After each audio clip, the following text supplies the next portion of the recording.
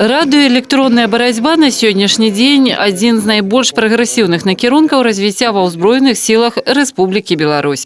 Гэтая галіна ў сучаснай вайсковай навуцы патрабуе пастаяннай мадэрнізацыі і аднаўлення. На вооружении батальона находится та техника, которая соответствует тем требованиям, которые сейчас предъявляются к современным средствам вооружения.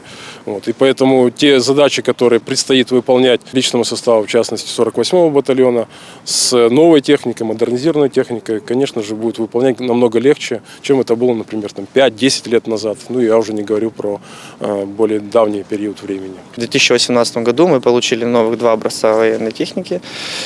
Р-934М станции помех, на которых очень тяжело, и на них нужно очень специально обучать людей, чтобы могли выполнять поставленные задачи. На самом деле это не очень простая техника. Набирают людей с высшим образованием на эти станции помех, мы их обучаем и потом выполняем поставленные задачи. Падзякі, граматы і каштоўныя падарункі. У святочны дзень лепшыя ваеннаслужачыя батальёны былі адзначаныя выканаўчай уладай Маскоўскага раёна Брэста і камандаваннем узброеных сіл Беларусі. Віталь Барычэўскі 12,5 год у якасці старшыны батальёна правёў тут, як ён кажа, на Чырвоным двары. Зараз тут жа і працуе на грамадзянскай пасадзе. У гэты дзень адзначае падвойнае свята – вайсковае разам з 48-м батальёнам і асабістае 60-годие.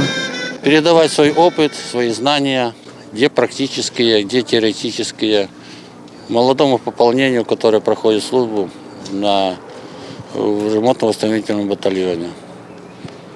Ведь от технического состояния техники зависит немало выполнение задач, которые стоят перед батальоном.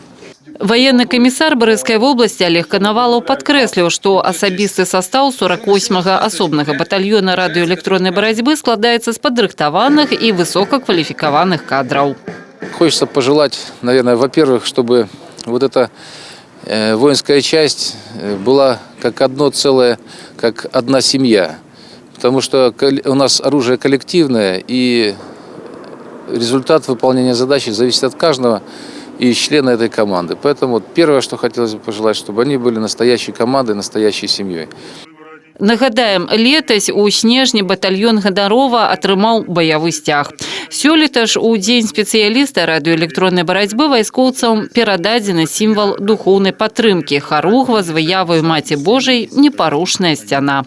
Вераніка Яковец, Тыгран Акапян, тэлерадыёкампанія «Брэст».